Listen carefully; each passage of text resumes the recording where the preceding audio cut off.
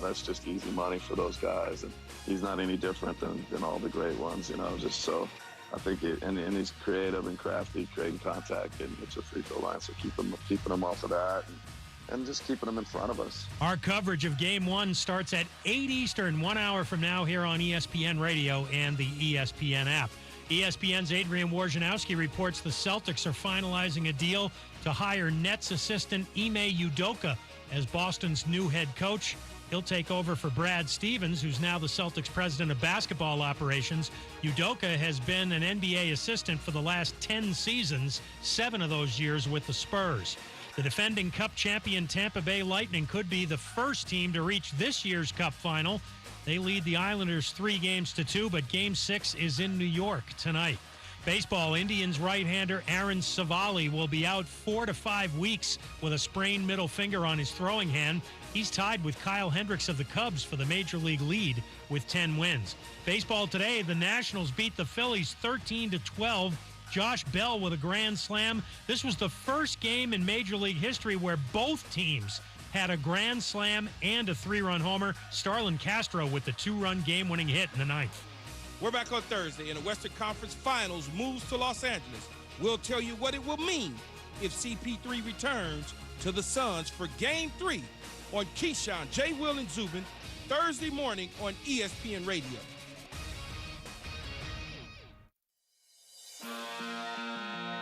Isn't this a sports show? A couple of things. One from Brady on YouTube says, "Oh, so weird to look at you all after all this time listening on the pod." Yeah, there's a chance you've never seen us before, and this is what we look like. 3 of the 5 hottest dudes on Twitch. Almost entirely. Unzip for the camera, Rudy. This is Almost Entirely Sports with Joshua Brisco. Now, Beards, you did say slash and not plus. Are you only playing video games in either a hoodie or pajama pants? I'll leave that to the imagination. I would rather you leave less to my imagination. Take the show with you by listening on the Sports Radio 810 mobile app at 810WHB.com or by searching for Almost Entirely Sports wherever you get your podcasts. I would like less imagination in this segment. I've got Beards now getting out of a bath and then Winnie the Poohing while he's playing video games on the couch. This sucks. This is a stupid, bad show, and I hate it. This is Almost Entirely Sports on Sports Radio 810 WHB. The Valley Oop! Oh my goodness, I can barely believe that I survived the night to get back around to do a radio show here less than 24 hours after, believe it or not. My heart exploded out of my chest, and I broke my own nose in celebration in honor of Devin Booker, and I had both of those medical atrocities stitched back up, and I'm ready to go in time for this show tonight, because last night was basketball. Oh, it was perfect and terrifying, and Scott Foster tried to take it away from us. The referee, who is, I believe, in games that Chris Paul has played in, I believe Chris Paul is like 0-11 or 0-12 in games refereed by Scott Foster. I had Scott Chasen text me about Scott Foster last night. Scott Chasen will join us in about 20 minutes because he's in Phoenix. He was there for the game last night. And Scott mentioned, look, the Scott Foster thing, that's good. There's going to be some refereeing curses here. It's going to end up taking this from the Suns. I said, no. Only Chris Paul is cursed by Scott Foster. And Chris Paul's not playing tonight. There was no point God, but there was point Jesus. Not CP3, but CP15, Cameron Payne. Unbelievable. And that game, if you only saw the highlights after the fact, or if you only saw the last minute, and by last minute, I mean last 30 minutes or so of real time, because that wasn't ideal. We'll come back around to that in a little bit. If you only saw the end of the game last night, what you missed was a genuinely stressful, bonkers basketball game. The Clippers felt like they were hitting all of their threes, or at least way more than I was comfortable with. The Suns could not hit a shot. Cameron Payne, who was not on an NBA roster until the bubble last year, he was playing in China. He was out of the NBA. Monty Williams brought him back in. He had a great bubble with the Suns. And then last night, he's dominating a Western Conference Finals game, a legitimately incredible NBA comeback story. What I want to talk about, though, is the NBA really got it right by not making, when Monty Williams wasn't announced Coach of the Year. Like, you know what? Sometimes the awards don't get it right, and sometimes they just nail it. Monty Williams, definitely not a Coach of the Year. No, absolutely not. Listen, Tom Thibodeau, he got the Knicks to the playoffs. You want him to not get an award for that? The hell are you talking about? It's fair. It's the NBA. The Knicks make the playoffs. Somebody's getting an award. Derrick Rose got an MVP vote from a hive mind of fans somehow that I don't think any of us knew that fans had an MVP vote. And they did, and they gave it to Derrick Rose because the New York Knicks made the playoffs, and Monty Williams, clearly not a good coach. Oh! Very bad.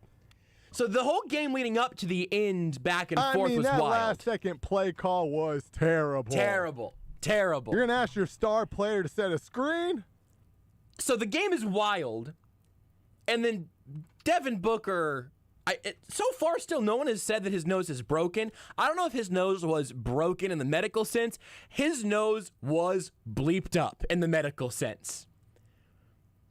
I said there was a tweet last night. I think it was from Srikar on Twitter, who's just a perfect Twitter account, at Sreaky Shooter. A perfect Twitter account, especially if you're a Suns fan.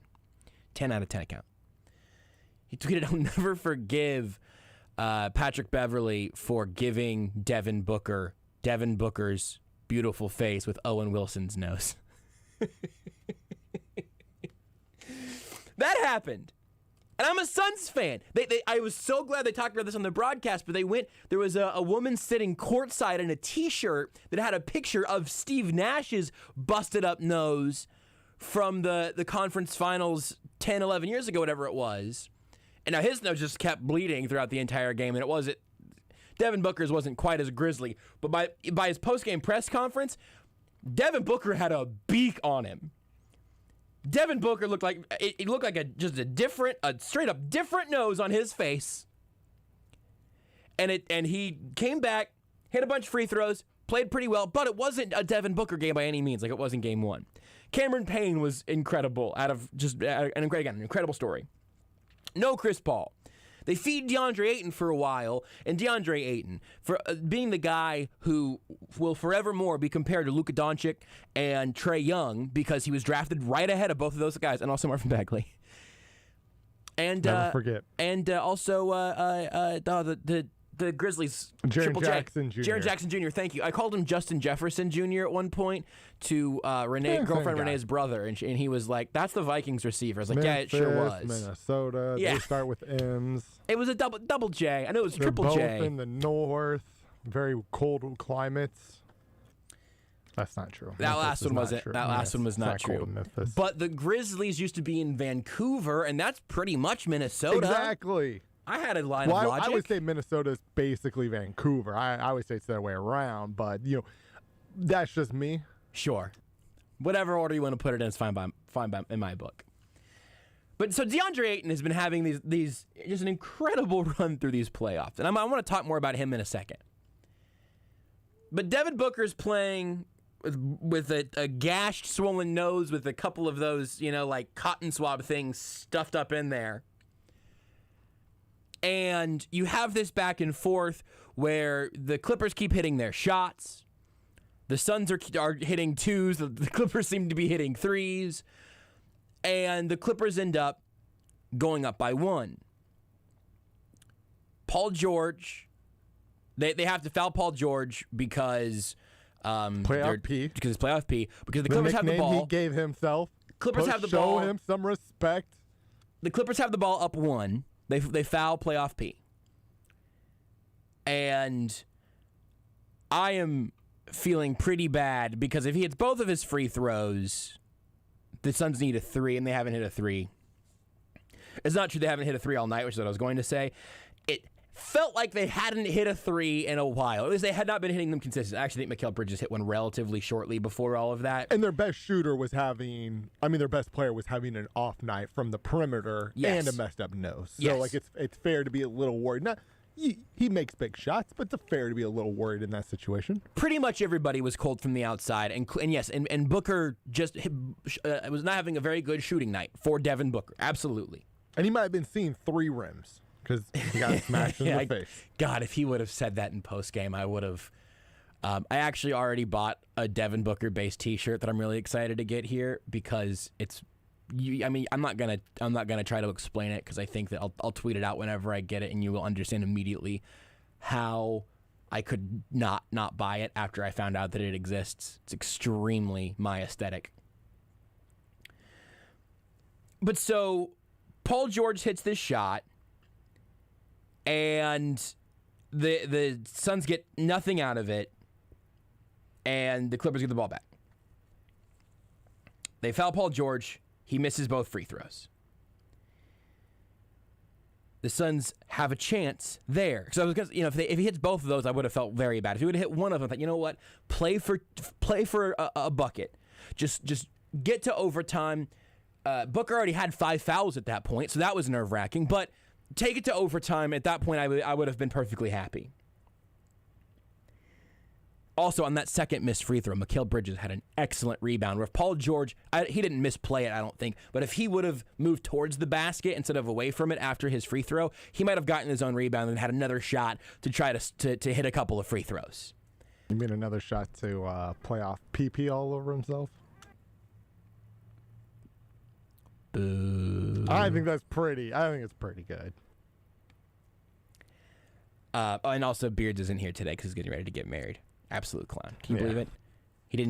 He watched that game last night and didn't show up. Truly picked a terrible week to get married, man. No kidding. Like any other week, but this week would have been real great, just from my own personal standpoint. But Rudy's a busy boy.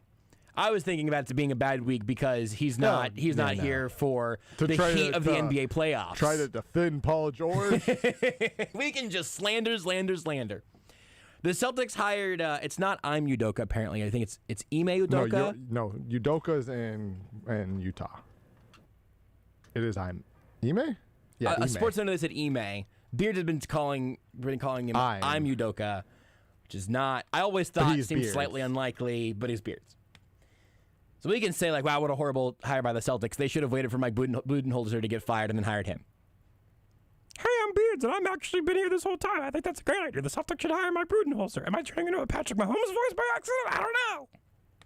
You see bad schools make these decisions all the time where, and I was about to give an example that maybe turned out to be a good idea, but back in the day, UCLA chose Steve Alford over Greg Marshall simply because Greg Marshall was in the NCAA tournament. Right. And they were like, hey, we want you to stop coaching your team to the Final Four and come be our coach. And like, nah, I'll come interview and likely take your job, but let me finish this run first. Right. And they were like, nah, we're good. We're going to take Steve Alford, who was terrible. In hindsight, though, I don't know that Steve Alford ever punched a kid in the back of the head. Good point. So maybe UCLA knew what they were doing. Good point.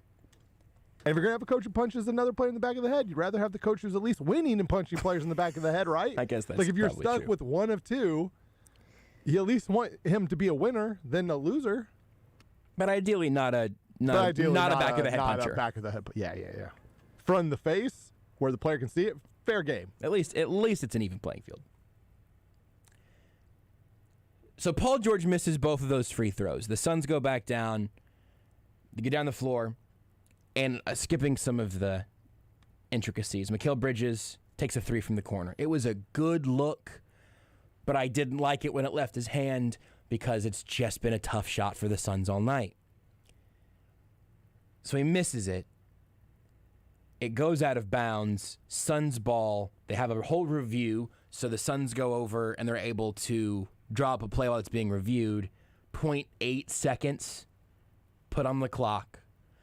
Jay Crowder from really the corner throws an alley-oop. I real fast before you explain it, because I want to give my thought. Where are you at where right I here? was at Where are you at this point? It's like I have it on right, but like I'm looking at my phone essentially because I'm thinking from that angle. I'm just like you're just not getting a good look. It's a tough spot. It is about the worst spot they probably could have been in. I mean, maybe slightly. maybe if you get too close to the basket, that pass is if you're tougher, underneath the right? basket, maybe. But that's about as bad of a spot as you can be. So I'm just thinking to myself, no chance, right? Like 0.8 seconds left.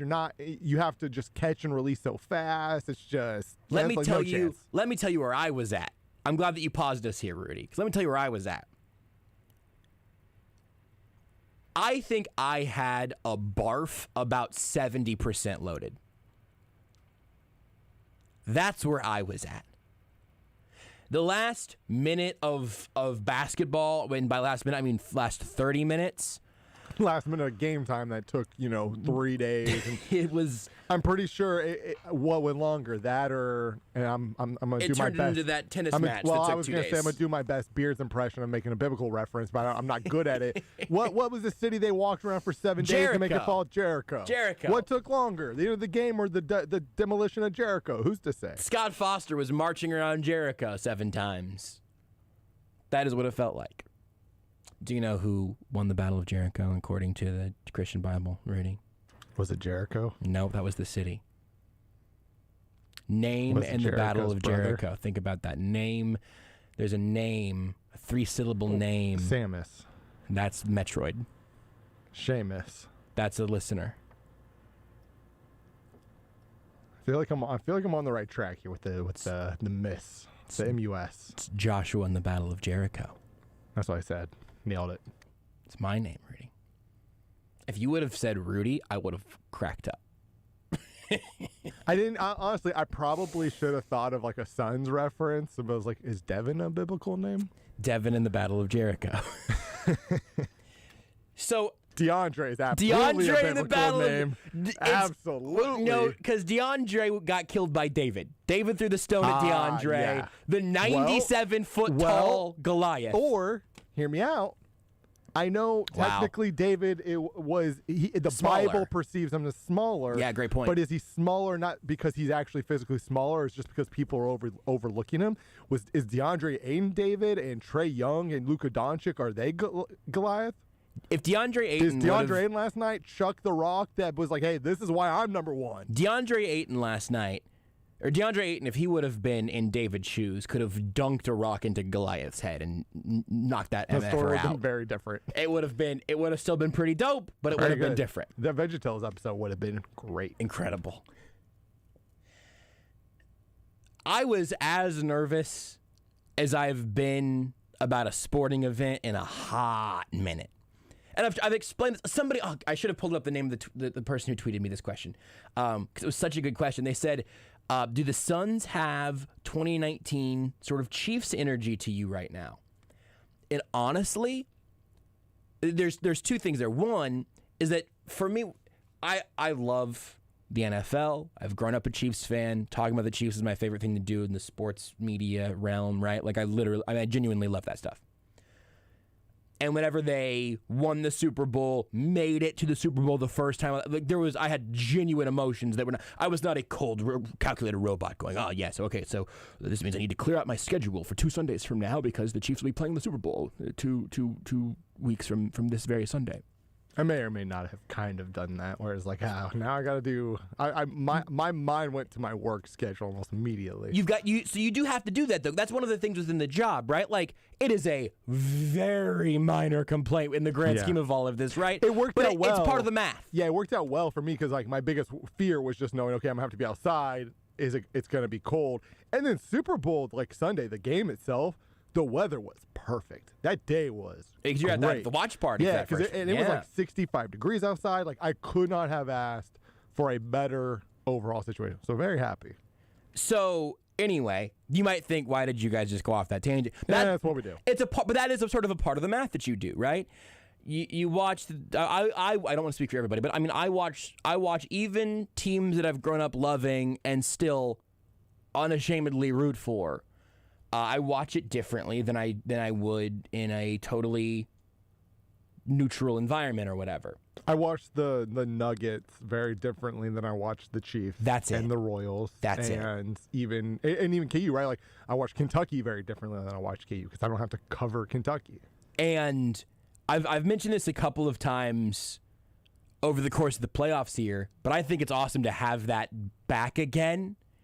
because it sort of reconnects me to how most fans are watching the Chiefs, because I'm watching it differently. But somebody whose tweet I have not, Kyle, I found it. Kyle on Twitter said, has this Suns team felt as magical as the Chiefs in 2019? And so all of that math is a little different, but honestly, it reminds me a little bit of the ALCS World Series Royals, because they shouldn't really be here, but they're also legitimately good. That's the energy that it felt for me. I'm just happy you're finally willing to admit the Nuggets are obviously the better team. The Suns are just on a magical run. Thank you. I didn't hear myself say that, but I want you to, be able to sleep at night and everything, so you got this. I am so nervous while this is happening. And my thought at the time is, man, if they could just pop it to DeAndre Ayton here and let him volleyball tap it in, they can win this thing with less than a second left on the clock. Pause again. There was a play several years ago that the Phoenix Suns ran. Monty Williams gave credit back to this, and then people started finding the video and everything. If you remember Jay Triano, he now apparently, I think he coaches in, actually I'm not sure where he is right now, so I'm not sure. He was briefly head coach of the Phoenix Suns. They ran a play. Here's how I will date it. It goes back to 2017. But in 2017, Dragon Bender threw an alley-oop at the end of the clock to Tyson Chandler, who dunked it, and the Suns won that game. Devin Booker was on the floor then, which is one of the reasons that he got shoved by Boogie Cousins after the buzzer sounded. That game should have ended with technical free throws, by the way. Something's got to happen to Cousins there. Devin Booker knew it was a legal play, because if that would have been an actual shot, it would have been goaltending on DeAndre Ayton. But because it's not a live ball until it's touched, it was a legal play as Jay Crowder lobs it, basically shoots it from the corner, out of bounds, obviously, inbounding it. DeAndre Ayton cuts through the lane. He's moved so well this series. He's done everything so well this series. Devin Booker, broken nose, bloody nose, sets a screen. Zubats gets back. Zubats recovered really well. But the pass was perfect. The dunk was perfect. And I screamed. Chris Paul's coming back for Game 3 now. No real update on Kawhi other than it's still a possibility that he comes back. Sounds like an ACL sprain, not an ACL tear. I was stunned. I screamed, and then my mouth was open for a minute. And hold your mouth open for, just slack jaw for a minute. I can't, because I got to do the radio show. Slack jaw for a minute. And partway through, you're going to get self-conscious about how long your jaw's hanging open.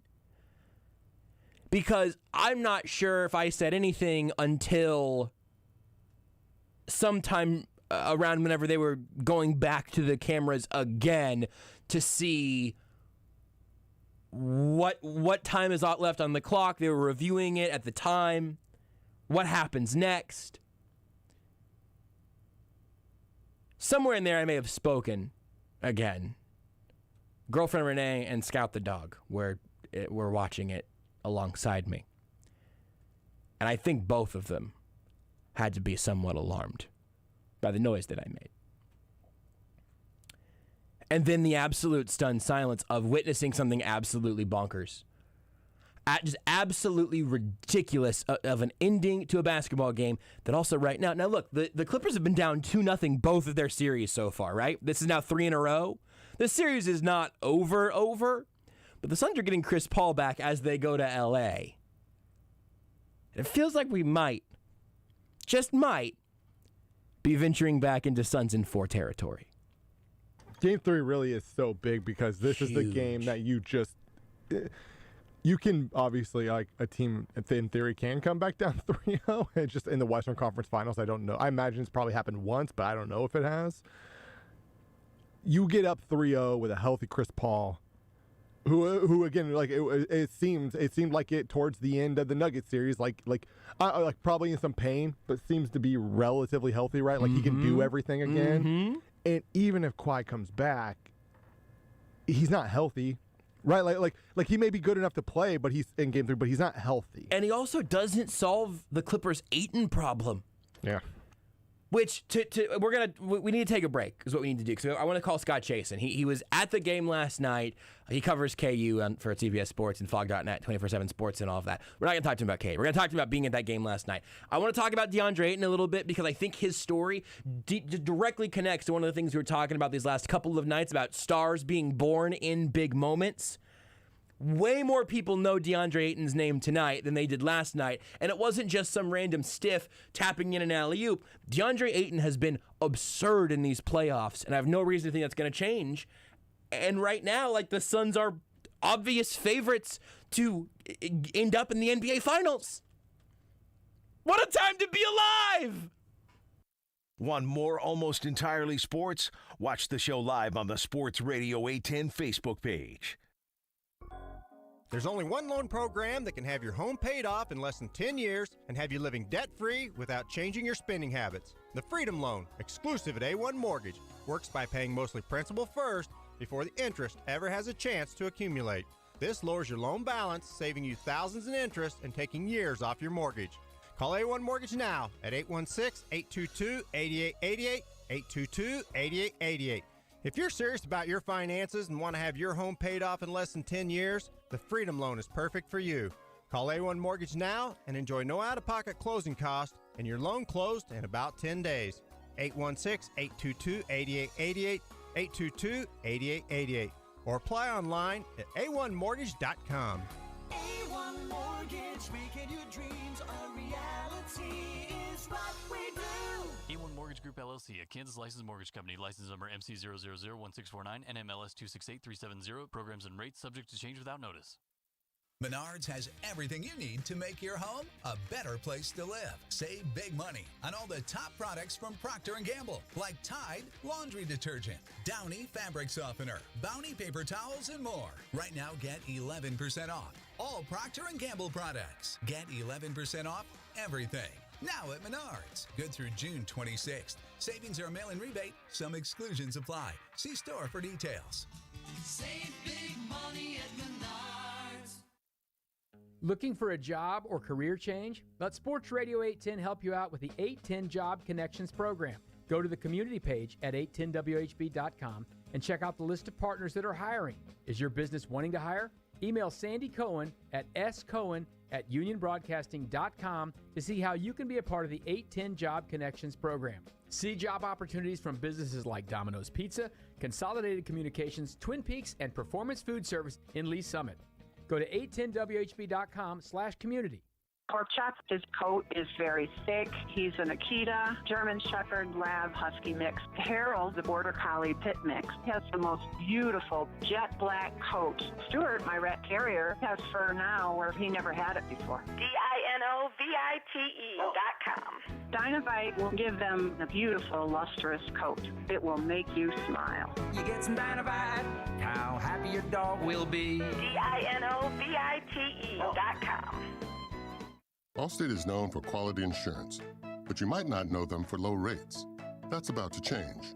With Allstate, you can save up to 25% when you bundle your home and auto. You know what else you might not know? The chicken came before the egg. With Allstate, you can lower your rates, not your expectations. Visit allstate.com or call an agent for a quote today. In most states, prices vary based on how you buy. Savings vary, subject to terms, conditions, and availability. Allstate Fire and Casualty Insurance Company, Allstate Vehicle and Property Insurance Company, and affiliates, Northbrook, Illinois. Second place Sporting Kansas City are back in action at Children's Mercy Park on Wednesday night as they take on Western Conference rival Colorado Rapids at 7:30. And you can hear all of the action live on your home for Sporting KC Soccer, Sports Radio 810 WHB, presented by Michelob Ultra. It's only worth it if you enjoy it. Sporting Kansas City versus Colorado Rapids, Wednesday night at 7:30 on your home for Sporting Kansas City, Sports Radio 810 WHB. You're listening to Almost Entirely Sports. Because a box and one would be paying extra attention to one person while having the other four players in zone. But in this case, you would just be ignoring the fifth dog on the court. With Joshua Brisco. So perhaps a Barkson one. It was really my pleasure to join you on the station for the last time in its final episode. On Sports Radio 810 WHB.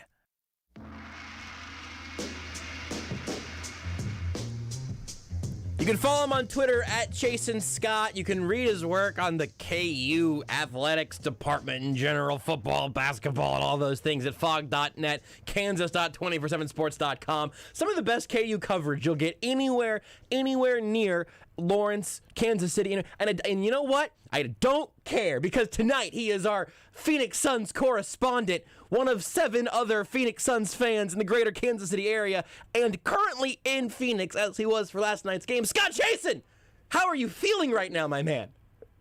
I'm good. I unfortunately hate to break some news to you. I'm actually back in Lawrence, Kansas today. So Hang I'm not on! currently in Phoenix. When did you fly back this morning? Yeah, no, I got hopped a 7 a.m. flight. Oof. I got 2 hours of sleep because I was out at some establishments with some lovely folks until the early hours of the morning, and then I forgot there was a time change. And so when I remembered that, I was very upset. I actually was wondering last night, I was very much hoping on your behalf that you were doing something out somewhere, because the absolute ridiculous amount of energy that had to be emanating out of the arena last night and seeping back out throughout Phoenix had to be unfathomable. I don't know what I could even. I mean, I guess around here you compare it to parade energy or post AFC Championship game energy, but it had to be bonkers. Yeah, I mean, it's post AFC Championship game energy if the Chiefs are losing with a second left, and Patrick Mahomes throws a pass behind his back that somehow goes for a touchdown. I mean, it's crazy to think about. I'm not just saying this because I was there. Pardon the beeps as I set a timer for something I was cooking. What were you cooking? Just a pizza, but I actually made it myself. It's not just like a frozen pizza. Wow. I'm bougie now. I know, it's great. It was. I mean, that game, that play, that probably, given that the Suns have never won a championship, is immediately one of the top 5 to 10 moments in franchise history. Yeah.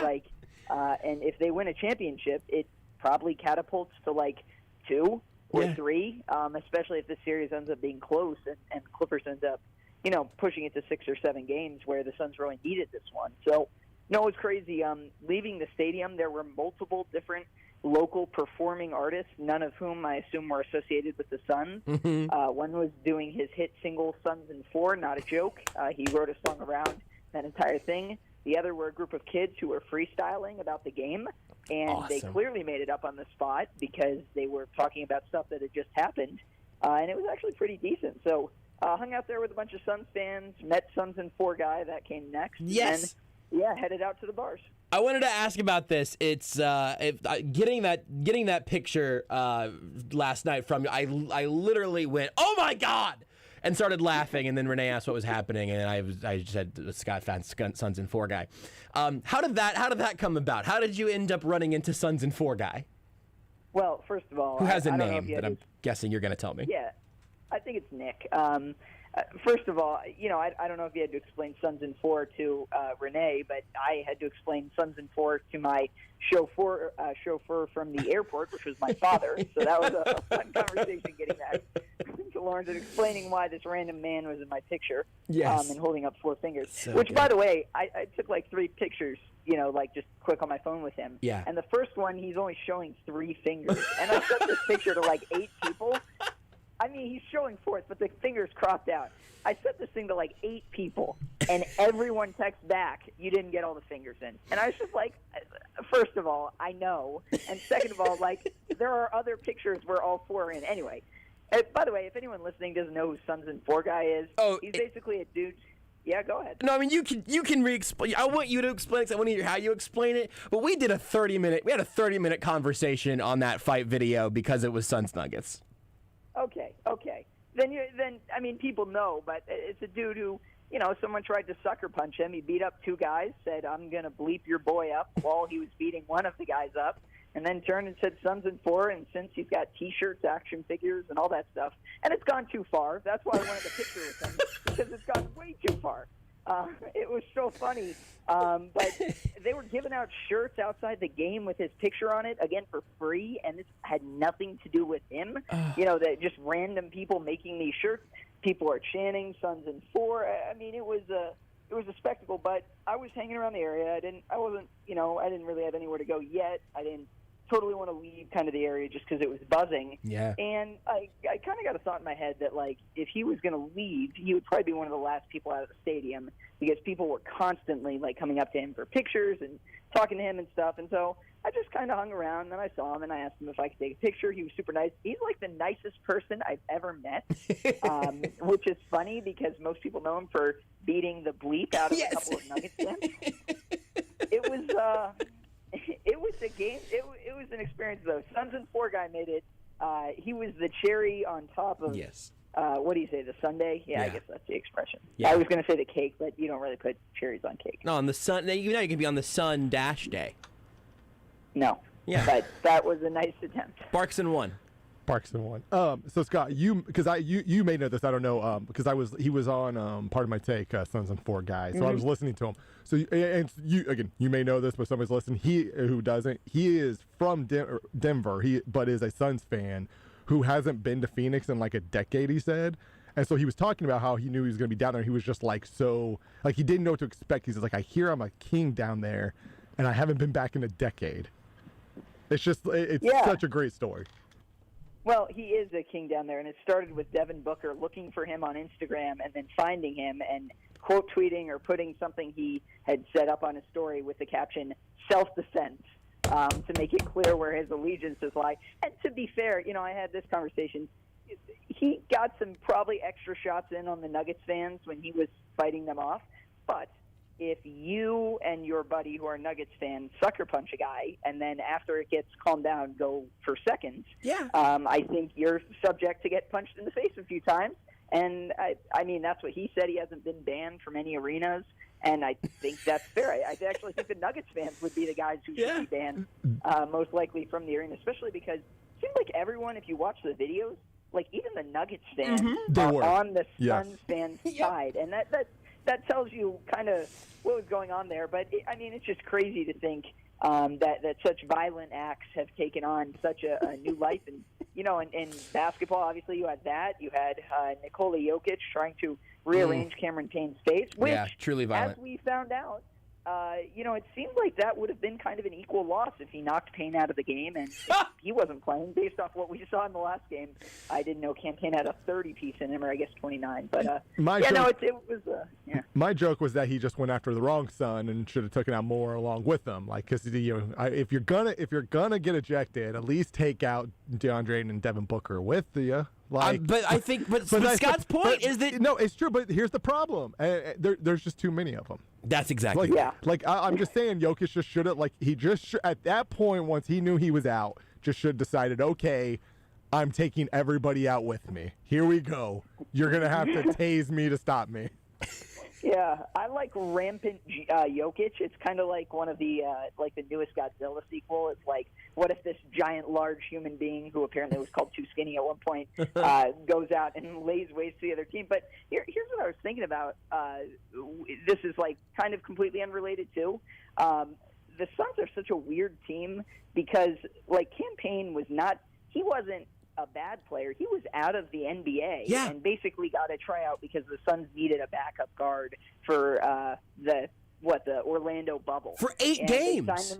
They signed him for 2 years just in case, and he became the cheapest, dollar for dollar, the best backup point guard in the NBA. Now, he may not be the best backup point guard, but just in terms of how cheap his contract is. You mean best starter? Well, yeah. Now the real point guard. Jesus. Point Jesus is what they've been calling him, at least. But, yeah, you think about him. You think about Cam Johnson, who was 5 for 5 in the last game, a guy the Suns were clowned for picking, and people took one of his teammates was, happy for him that he got drafted, and people, posted that and was like, even his teammate was shocked he got drafted so highly. And, Mikal Bridges, that was a pretty, slam dunk opportunity to trade for him. I think people thought he'd be good. Ayton's another one that, people have clowned the Suns for taking Ayton over Luka. Lest we forget, there was a number 2 draft pick between them, and that another team actually traded their pick so they didn't have to take Luka. But people like to pretend it was a this or that kind of deal when the guy went third. So, I think it's been a cool series for a lot of cool guys with a lot of cool stories. I mean, Torrey Craig was waived by 2 different teams, and now he spends time, guarding opposing All-Stars. So it's a cool team for people who don't, watch the NBA. It's a complete team. They shoot, they play athletically, they have stars, good guard play, good big man. They pretty much do everything, so they're very easy to root for, and they haven't been there before. So it's really fun to watch it all come together at once.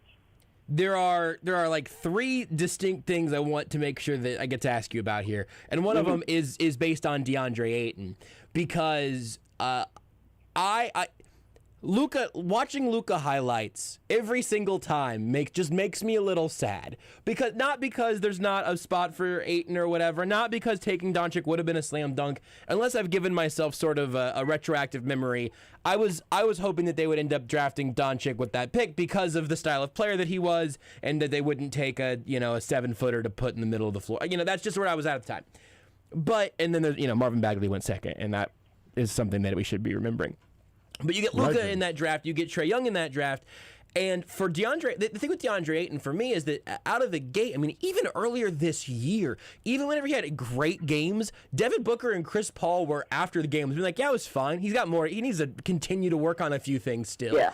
And now we get to this point where he has looked like a legitimate star in these playoffs, and he's done everything so well. And it's first of all, it's got to be impossible not to be happy for him. But also, as a Suns fan, it's so exciting that I feel like Luka's career forevermore is going to be compared to Ayton's. But I feel like Luka can't hurt me anymore, assuming that the Suns at least make it to these finals. Yeah, look, here's the thing about Ayton, which is, draft picks are always going to get compared, and people like the gravitation now in sports. People really don't like big men, and that's kind of understandable. Name the last team. I can't think of it off the top of my head. Maybe Shaq. I don't know, that won a title straight building around a center. Obviously, Philly's trying to do it, and they got the 1 seed before things fell apart. But you don't see that much in today's NBA. So.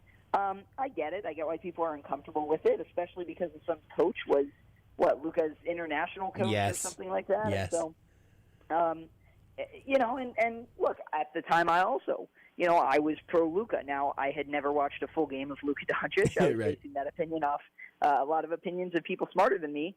But, again, I had a friend, I've probably told this on the story on your show before, but, I had a friend when Ben Simmons was drafted who said, mark my words, Dragan Bender will be better than Ben Simmons. And at the time, I don't know why I felt the need to be Twitter police, but I just responded. I was like, have you ever seen a game of Dragan Bender?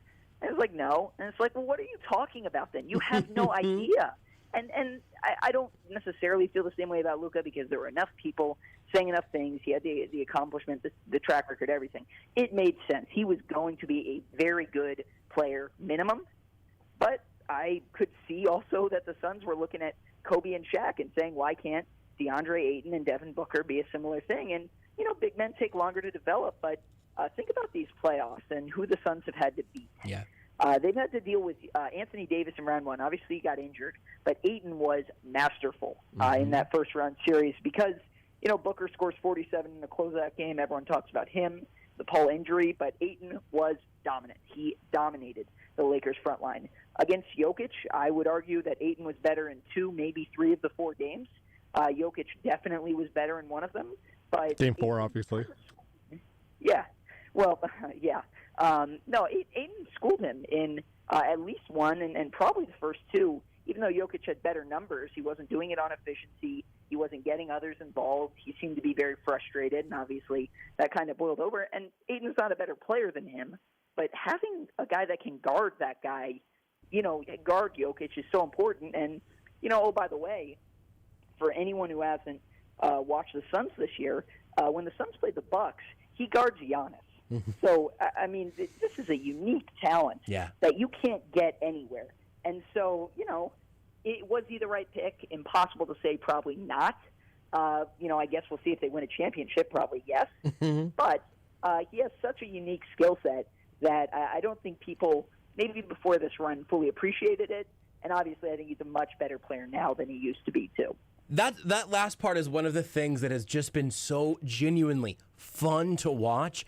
It seems to me to be one of the cleanest sort of straight line evolutions for a player, or just coming into his own, learning how to use all of those talents, and the hesitation melts away. Like, I don't want to just compare him to Ben Simmons or roast Ben Simmons for no particular reason right now, but like the thing that everyone's talking about is like, he had a dunk right there. There were so many times over the course of the first couple of years, I guess, maybe even more recently, where you get those moments, you're like, boy, I wish Ayton would just remember that he is built like a superhero and that the rim is right there. Plus, there was some stuff early in, can't remember if it was late against the Nuggets. I think it might have been in Game 1 against the Clippers, where he was trailing from the free throw line and cleaning up messes, and he's created some of his own space now, like doing things that rookie and second year DeAndre Ayton would have been were miles away from. Seeing that, he had miles to go, some could say.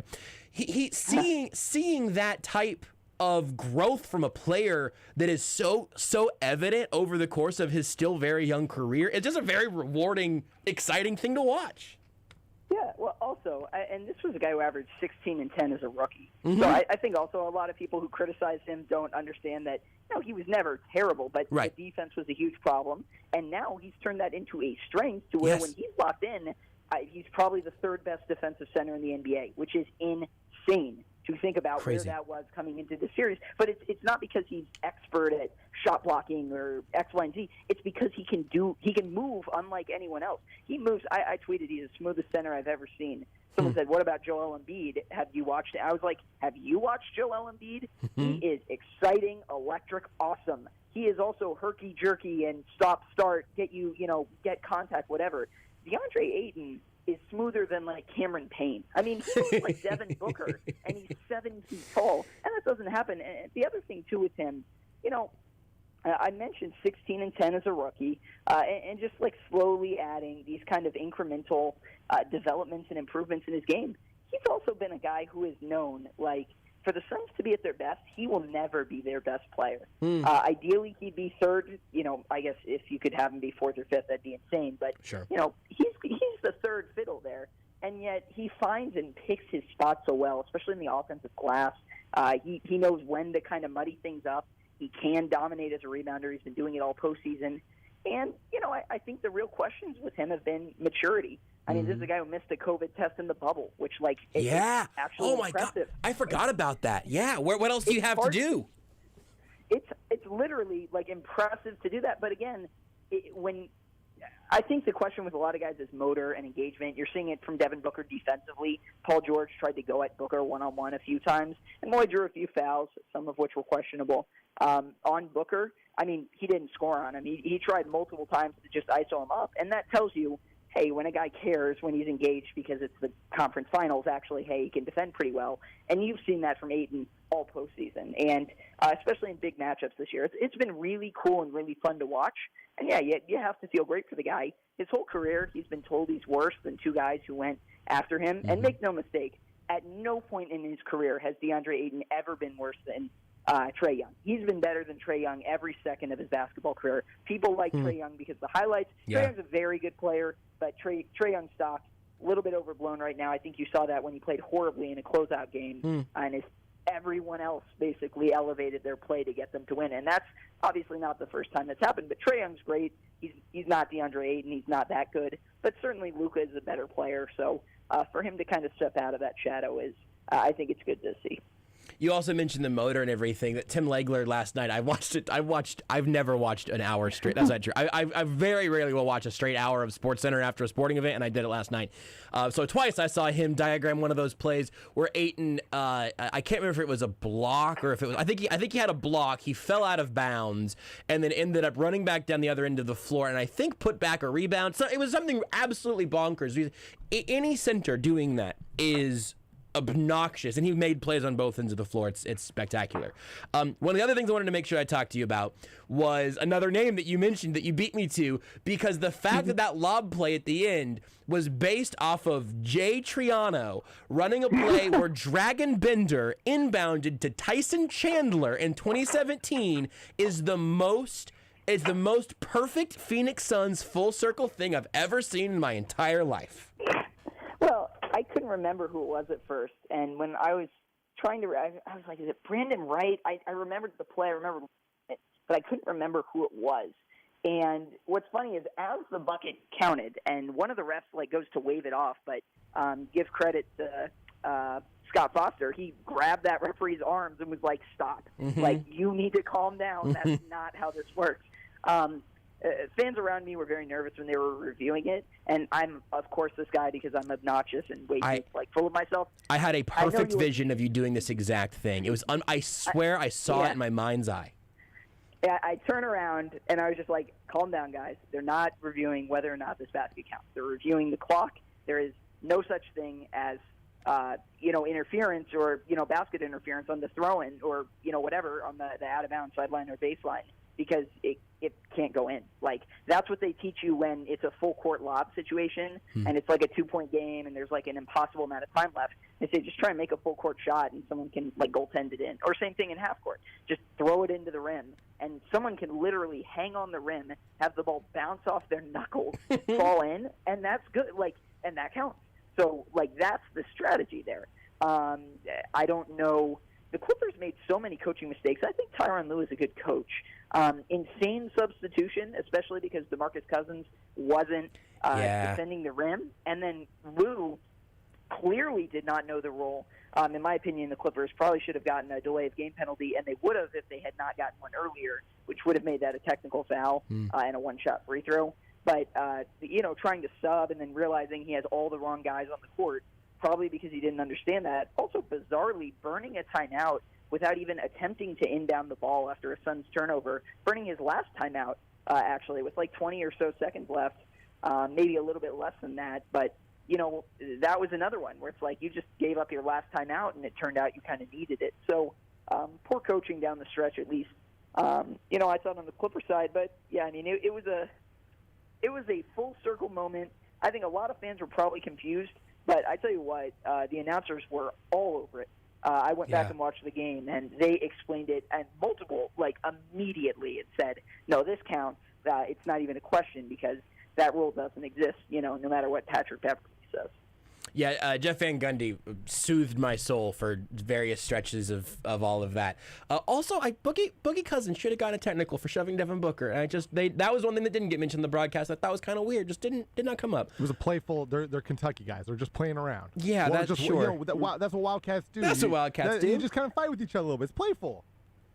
Yeah, well, Booker and Marcus Morris. Former teammates. I was going to say former Kentucky teammates, and I was like, wait, Marcus Morris went to KU. That's what I was going to ask you if Marcus Morris did go to KU, yeah. Yes. No, but they were drawing basically the whole game, and it did seem and this was a strategy with Pat Bev, too, that the game plan from the Clippers, and I think you have to respect it, it's the playoffs, was to, antagonize the bleep out of Devin Booker. And, I did find it funny when Pat Bev is arguing a call when the other guy's nose is broken and he's bleeding and he's trying to say what contact, obviously when, that kind of stuff happens. And, personally, I like Patrick Beverley, the idea of him. Yes. I think sometimes his defense gets overrated. I think sometimes he crosses a line of being dirty, but I actually thought he played a tremendous game. Yeah. Outside of the antics in the last game too. So, he realistically shut Devin Booker down for a large part of that game. And I think people might wonder, why did they run so much isolation with Booker on Pat Bev? And that's because Booker has cooked him before. He's a smaller guy. Booker has no issue shooting over the top of him, as you saw on the go-ahead basket with 20-something seconds left or 30 seconds left. And, he's very, that's not a bad matchup for the Suns. And quite frankly, there really isn't one. The Clippers don't really have a single guy other than maybe Kawhi that Booker would be afraid to take one-on-one because Paul George is a really good defender. But, he's not the same as he once used to be. And I think, what are Rajon Rondo, Reggie Jackson, Marcus Morris, what are those guys going to do? They're certainly not going to be better. So that was a really cool matchup. I'm excited to watch that again. I hope, obviously, no one gets injured. And it'll be interesting to see because I expect this series to get really chippy, especially if the Suns win Game 3. The odds on there being a full-on fight in Game 4 would actually have to be pretty good. And I will watch it if that happens. The last thing is just can you explain in whatever you remember of what the last minute or so of game time was like in the arena, and then the moments and noises before you had to start calming the people around you as Jay Crowder makes that pass and the valley oop happens. Yeah, the Valley Oop. It's so good. I Valley like that Oop name. it's so good.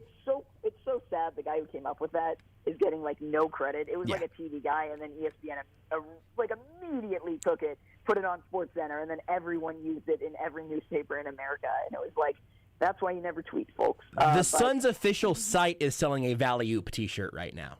Yeah, so it's so far gone from that guy. But I mean, the last minute was excruciating with all the reviews. But that is whether or not you think Scott Foster is a good official or gets calls right, gets calls wrong, whatever.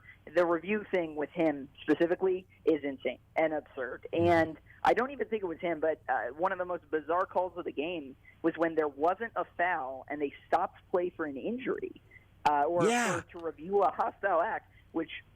I mean, I've watched basketball a long time. I've watched a lot of games. I've never seen that. I didn't even know they could do that. And Steve Javi, the guy who's the Mike Pereira or whoever for the NBA, basically came on. He was like, "Yeah, you would have liked to see a foul call there to give them, something to review." And instead, they gave an offensive foul to Booker, probably deserved. But they stopped play. They took a 3 off the board. It was just very bizarre, very officiating dominant. It was very ref heavy. There were so many moments. I think it took 30-something minutes. I think the Clippers subbing at the end, that was probably the most over the line to me. Like, you're now causing a delay because you just tried to sneak players into the game because you didn't know the rule. Like that, So it made it excruciating, but the ending was very, very fun. It was stressful. I could not believe Paul George missed both free throws.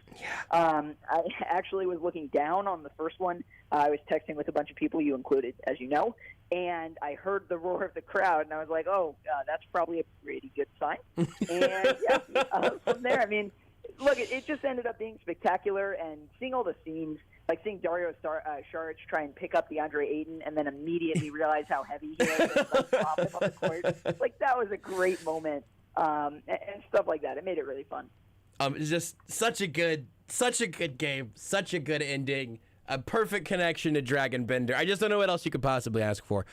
Scott, thank you for being here on your 2 entire hours of sleep or whatever. Enjoy your gourmet bougie pizza, and we'll talk to you again sometime between now and whenever the Suns win the NBA Finals. The thing that they're going to do.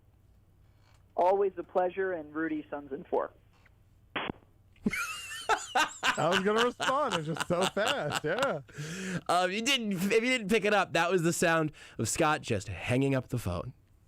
You are listening to Almost Entirely Sports with Joshua Brisco on Sports Radio 810 WHB.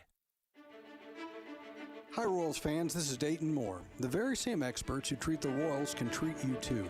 Whether you're into sports or into your kids, you can count on the specialists at the University of Kansas Health System Sports Medicine and Performance Center. From injury prevention to sports performance to leading-edge treatments, they'll keep you at the top of your game. Whatever it may be, you deserve the Royals treatment. For an appointment, visit royalstreatment.com. Hey Chiefs fans, this is Patrick Mahomes.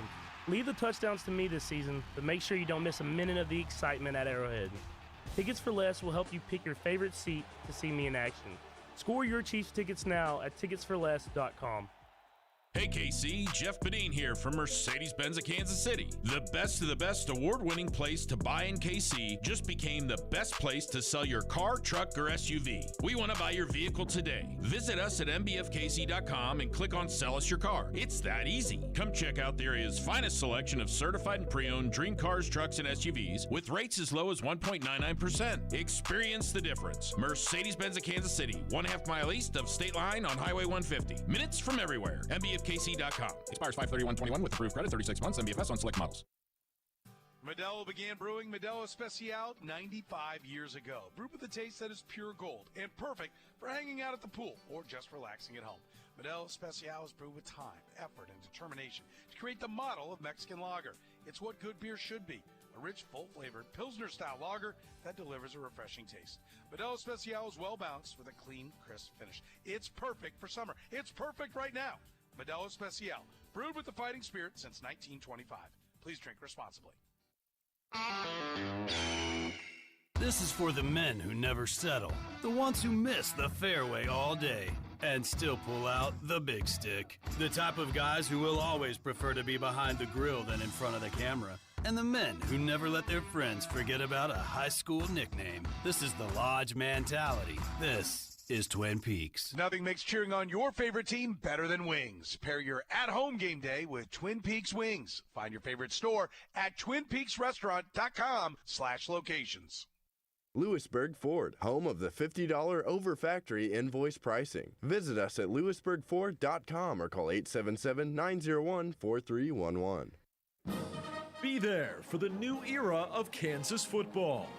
Head coach Lance Leipold and your Jayhawks need you at David Booth Kansas Memorial Stadium this fall.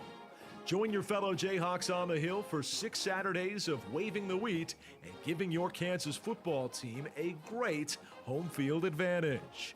Season tickets start as low as $155. Get yours today at kuathletics.com/tickets. You're listening to the most powerful sports station in the country. Sports Radio 810, WHB Kansas City, the power of sports. O'Reilly. Ready for an oil change? The professional parts people at O'Reilly Auto Parts are here to help. We'll make sure you have all the supplies you need to make the job quick and easy. Right now, get 5 quarts of Mobil 1 full synthetic motor oil for just $28.95. Plus, get a $10 gift card after mail-in rebate. Stop by O'Reilly Auto Parts today or visit O'ReillyAuto.com. O'Reilly Auto Parts. You took an antacid, and now your frequent heartburn's back. Stop heartburn before it begins with Prilosec OTC. Its unique delayed-release formula blocks heartburn at the source for 24 hours, so you can extinguish heartburn before it starts. Make the switch to Prilosec OTC today and live heartburn-free. Prilosec OTC. 1 pill a day, 24 hours, 0 heartburn. It's possible while taking Prilosec OTC. Use as directed for 14 days to treat frequent heartburn, not for immediate relief. Sports Radio 810 and Chicken and Pickle present the first ever Kansas City Pickleball Championship, July 14th and 15th. Register now at 810WHB.com. We have 3 divisions: beginner, intermediate, and expert, plus a celebrity exhibition tournament and party. Don't miss out. Only 32 teams are available in each division. Registration is $150 per team, which will include prizes, welcome bag, and your chance to be crowned Kansas City Pickleball Champions. Register your team now at 810WHB.com. Prime Lending's mortgage professionals are ready to assist you with your next home loan or refinance of your current residence. Prime Lending has 10 convenient locations to serve you. Visit whyprimelendingkc.com. That's WHYPrimelendingkc.com or call 816-600-4561. Prime Lending ranked #1 mortgage lender in the Kansas City, Missouri metro area market per Market Track January 2019 to October 2020. All loans subject to credit approval, rates and fees subject to change. Prime Lending, a Plains Capital Company, NMLS 13649, is an equal housing lender. Time is running out on Diamonds Direct's amazing finance offer. You have until June 30th to take advantage of this. Don't wait any longer. Now through June 30th, you can pick any item at Diamonds Direct, pay nothing down, and spread your payments over 5 years without paying a dime in interest. So many smart shoppers are doing this because this makes everything affordable. An $8,000 diamond tennis bracelet comes out to just $134 a month. A $6,000 pair of diamond stud earrings, just $100 a month. It's a great time to upgrade her diamond or celebrate an anniversary with a stunning eternity band or designer necklace. You're going to get the best Diamonds Direct price, and you can lock in 5 years financing with 0 interest. An opportunity like this doesn't come around very often, so don't miss this. In fact, Diamonds Direct will be open this Sunday for your convenience. 5 years, 0 interest financing, now through June 30th only, and only at Diamonds Direct. On approved credit. At 119th and Row. This is Almost Entirely Sports with Joshua. God, I got to stop drinking so heavily before the show. On Sports Radio 810 WHB. Thanks again to Scott Chasen of Fog.net for joining us, not to talk about anything KU related, but simply to talk about being in Phoenix for the game last night. We will talk about things other than basketball now, if that's what you wish. If you missed any of that, that first hour is pretty much all Suns Clippers, and it's up on the AES podcast page, aes.show, or search for Almost Entirely Sports wherever you get your podcasts for every single thing we do here on Almost Entirely Sports, especially as we're going to have shows that are at different times and different days and stuff as we're carrying all sorts of NBA playoff action for you here on your home for the NBA Sports Radio 810 WHB. Tonight, the Hawks-Bucks game, it might actually be tipping off right now. That's over on ESPN Kansas City tonight, right, Rudy? Yes, they should be tipping off. If it hasn't tipped off yet, just like any minute now. And then tonight, Sporting Kansas City will be following us here in about 20 minutes right here on 810. So Sporting is on this dial tonight, and then over on ESPN Kansas City, you can get Game 1 of Hawks versus Bucks. It's just a good time right now in basketball, man. I know that lots of people within the sound of my voice right now are not particularly big NBA fans. These playoffs have been so much fun, and you might have to just decide that you have a rooting interest somewhere, because that really does make sports more fun. It's why we all pick XFL teams, and I still don't really know a whole lot or care very deeply about European soccer, but we all pick a team. We all like that. Go Everton. Bleep you, Everton. I'm a lifelong Brighton Hove Albion fan. They're the Seagulls. I follow them on Twitter.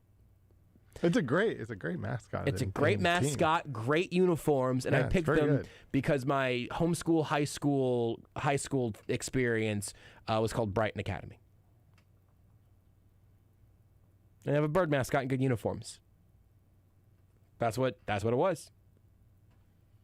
Sometimes it's as simple as that. Like for me with the Nuggets, it was simply I got them on TV. It's a good reason. It's a good reason to do it. That's all it took. Anyway, the NBA playoffs have been great, but we're not going to keep. We'll take an NBA playoff break here because a couple of things are really funny that are happening. Talk about the NBA. There's some very, very, very good things that have happened in sports. One thing that I just saw because this tweet just came through about 30 minutes ago, and also baseball was doing some what. Last night in Major League Baseball, pitchers were stripping on the field. More on that in a minute. Jay Williams had a tweet 30 minutes ago saying, as it relates to the Boston Celtics tweet that came from my account a couple of hours ago, I did not post that, and my passcode has now been changed. Now, you read that, you hear that, and you go, yikes, what was that? Because whenever somebody says, I've been hacked and I changed my password, sorry, everybody, there are two possibilities, right? Maybe three. One is that it's just like a link and it says, hey, I'll send me Bitcoin, then I'll send you Bitcoin. I'm Elon Musk. I think he got hacked. Or there was a relatively prominent string of big Twitter accounts that had scams like that were legitimately somebody else got into their accounts and tweeted out, some viruses trying to steal your money or whatever. So that can be a Twitter hack, right? There's another thing where it's like maybe somebody guesses your password and they tweet out just like some offensive things. That happens every once in a while. And then there's a third category where you tweeted it and that was the best you could do is in terms of an excuse. All of those, though, are pretty bad. We're either talking about some form of robbery, some form of offensive things, or something that was apparently so bad that you are blaming someone else for sending it.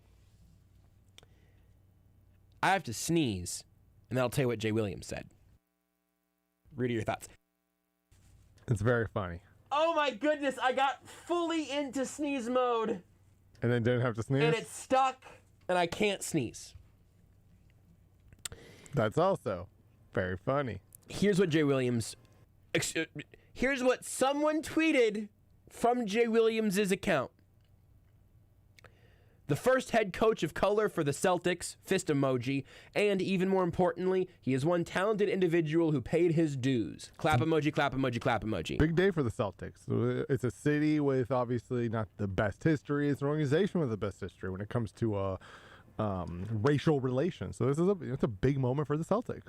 Big moment. Ime Udoka is Nigerian American. I don't see what's funny here. Very cool story. Great. It's just a good tweet acknowledging an accomplishment. It just forgets that Doc Rivers existed. Who?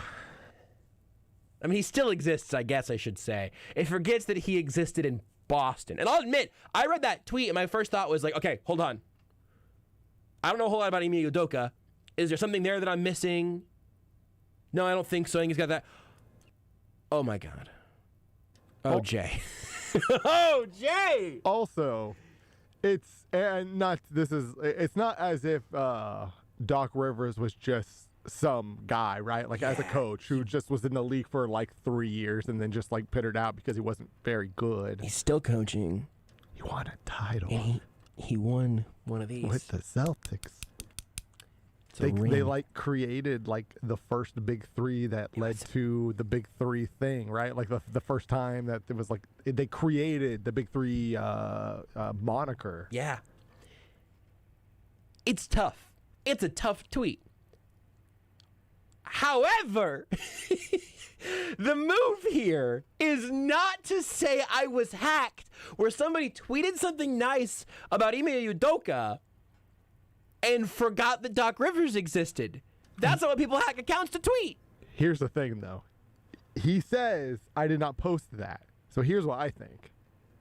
He doesn't regret the lack of Doc Rivers. He's just like, oh, wait. Udoka's actually just a bleep hole. He's rescinding that part of it? Maybe that part's being rescinded. He doesn't think he's a talented individual who paid his dues? But Doc Rivers, he still just doesn't remember that part. Because listen, here's the thing, because I want to make this part very clear. The funny thing to me is the second tweet. That first tweet is kind of funny, but man, we all make mistakes. I am in almost a literal glass house right now. There's glass behind me on all four sides of me in this radio studio right now. There is glass.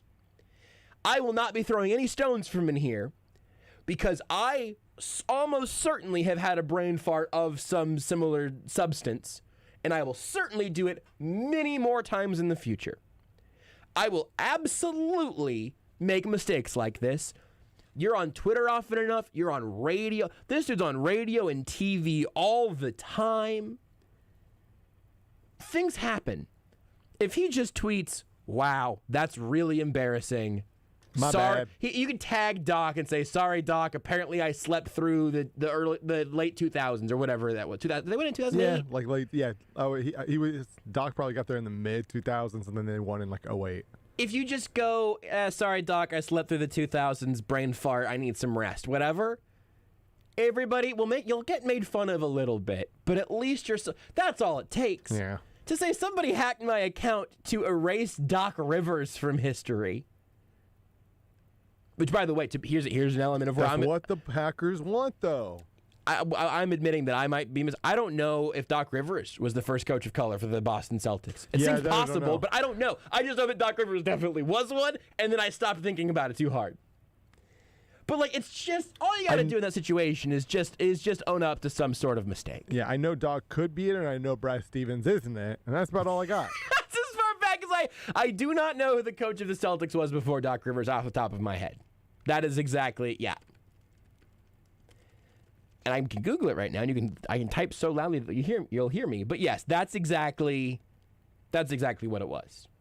Bill Russell coached for him. Oh God. Yeah, boy, this is where we need beards. Because he would have been like, well, Bill Russell was a player. He would have said he was a player coach for 3 years. They won 2 championships. So like, it's just a really bad tweet. Casey Jones was the coach from 83 through 88. That's another non-white head coach for the Celtics. I also know Red Auerbach, white guy. White guy. I do know that. But so they've had a few. Yeah, Doc Rivers was not first. Ime Udoka, definitely not first. But, Jay Williams not remembering Casey Jones or Bill Russell said, I get that. And you don't have to even apologize for that. I mean, not that he has to apologize. Doc Rivers was there for 9 The Doc Rivers thing is funny because, like, it happened while he was in the middle. I mean, he's still in the middle of his broadcasting career. It's funny, but just admit, he's like, hey, man, I messed up. That's it. My bad, Doc. That's all you have to do. You laugh at yourself, and everybody will laugh with you. It's a sorry to Bill Russell, Casey Jones, and Doc Rivers. He just tweeted too fast, It happens. It happens to us. He got excited. Somebody who he clearly knows, probably is friends with, got a job, and he's excited for him. And he's just like, oh, man. And, like, here's the thing. We all know Boston's racial history. Yeah. So, honestly, trying to make a point. It's understandable to maybe just that to pop in your head right away. I know Doc Rivers is the coach there, and it popped into my head for a second. Yeah, it took a second to load. Hey, my bad. Just own up to it. So anyway, that's one funny thing. The other funny thing last night, Max Scherzer. Ime bad. Say that again? That's Ime bad. Yeah, I'll let you have it. Rudy just delivered a vicious fist pump. Last night, and I can't remember Romo's first name. The pitcher for the A's. Trent Romo. Is it Trent? No, I have no idea. That's not right. I honestly thought you were going with Tony Romo, and so I yelled Trent. Sergio Romo. It's Sergio Romo. I think it's Sergio Ramos. Sergio Romo. That's a soccer player. And Max Scherzer last night were being repeatedly checked for sticky substances. MLB has started to crack down on this. We've talked about it a little bit. Again, my analogy here is if you say, hey, these pitchers are complaining about not being able to use the spider tack or sunscreen and water or their sweat or what, they're trying to cut down on the rosin and sweat mixtures. Either there's rosin bag on the mound. Right. Gorilla Glue. They won't put Gorilla Glue on their hands anymore. What does it end? Lots of people are saying, hey, look, that doing all that was cheating, and so enforcing those rules should not be a big deal. I very much understand the spirit of that thought process, but my analogy is that if starting tomorrow or starting in 10 days, the speed limit was going to be enforced to the dot, if you were going 66 and a 65, you could be pulled over and written a ticket for that. Right now, we all know if you're not reckless, if you're going 5 over or whatever, and maybe it's 9 over, maybe it's 19 over, if you're just trying to be right under that line. If you're trying to walk that line, you can do that, and you're almost certainly not going to be pulled over for doing 60 and a 55 or for doing 70 and a 65, right? It's just sort of part of it. But if you're going 20 over, you're going to get pulled over. It's why if you've got pine tar on your neck, you're probably going to have somebody who comes out and calls you out for that. If you've got a little extra sunscreen on, no one's going to say anything. That's sort of my, not perfect, but my best attempt at an analogy there. But they've started enforcing that more strongly. And last night, there was a show. Max Scherzer gets checked, I think after every inning at the very beginning. They're checking hats, gloves, and belts. And at one point, Joe Girardi, manager of the Phillies, a thing that I almost forget every, 3 months or so. I go, oh yeah, Joe Girardi is the manager of the Phillies. It's still kind of weird. Still looks kind of weird to me. Apparently, he thought it was weird that Max Scherzer kept taking his hat off and rubbing his hair. He said he's watched Max Scherzer, for a decade. He's never seen him do that. Scherzer, after the game, said, yeah, I was doing that because I almost beamed a dude earlier, and we needed some moisture. These balls are too dry. Don't cut me saying that. You can go to manscaped.com, use the promo code ALMOST. You can solve those problems. I wonder if the MLB is considered perhaps a cross-promotion. Little, the ball crop, revitalizing crop dust? Is that what it's called? Crop preserver. Crop preserver, yeah. A little ball deodorant. Maybe that's the only substance you're allowed to use now. Feels like that could help. It actually would be a great ad. It really would be. So, Scherzer is saying we have to have some sort of moisture on these baseballs. Gotcha. I'm safe. And it becomes a whole thing. Well, one of these times that Scherzer's getting checked, he just throws his hat on the ground. He drops his glove, and he unbuttons his whole belt, and he's just staring at the umpire. He starts walking away. Pretty and he comes quickly, too. He was ready at this point. Yeah, this was he premeditated. knew it was coming. If this is going to happen again, I'm going to make a little bit of a show of it. And then eventually, Girardi calls on him, and then Scherzer walks to the dugout, silently staring daggers at Girardi from the other side from his dugout. Girardi comes out, he gets tossed, all of that. Sergio Romo for the A's, he gets checked. Pretty sure it's Tony. It's a different person. Tony Romo is the best quarterback the Dallas Cowboys have ever had. Sergio Romo is a pitcher for the A's. So Sergio Romo gets checked. This is a different game. This was not a Nats-A's game. Sergio Romo throws his hat on the ground, drops his glove, takes his belt fully off and pulls his pants down to like his knees.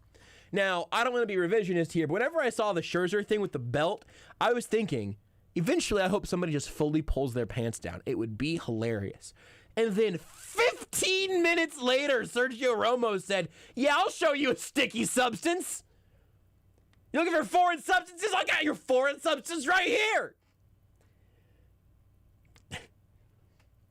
I'm a pitcher. I don't usually like to give up dongs, but I'll give you up one right now. And it's happening throughout baseball. And I was listening to David Sampson, the former president of the Marlins, on the LeBatard show this morning.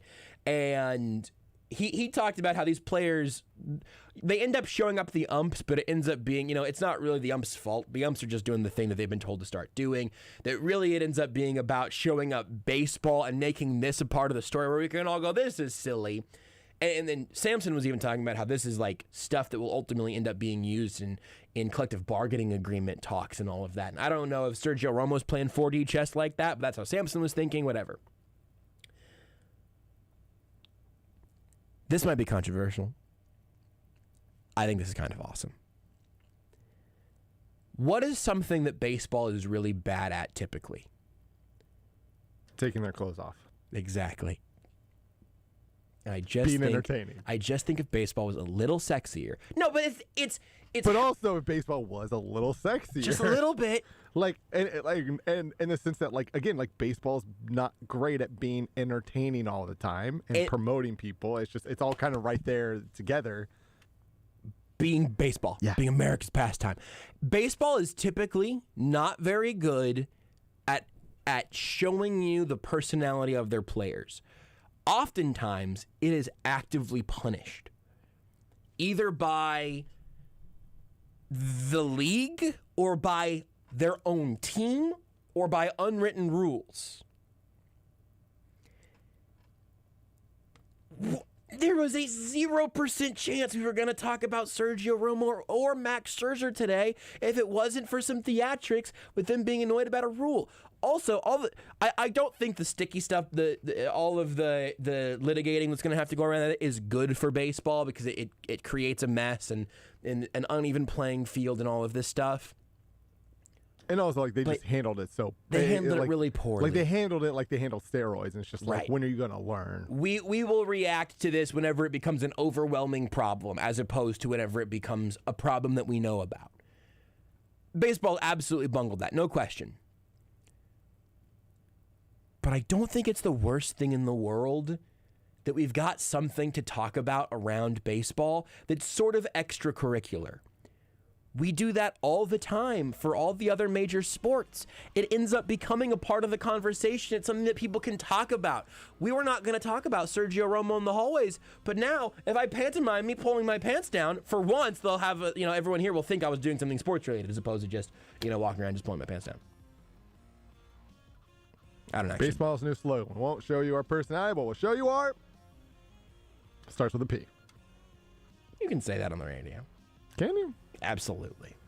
Baseball's new slogan. Won't show you our personality, but we'll show you our penis. You can mark that for yourself. You can go ahead and save that. Beards is gone for one day and reduced the penis on the radio. Again, I'm not sure this is a good thing for capital B baseball, but it's kind of a fun thing to talk about. All right, you got Hawks Bucks over on ESPN Kansas City, 1510 AM, 94.5 FM. Sporting Kansas City is next here for us tonight on Sports Radio 810. We'll talk to you on AES tomorrow. Until then, bye, Mom. You're listening to Almost Entirely Sports with Joshua Brisco on Sports Radio 810 WHB.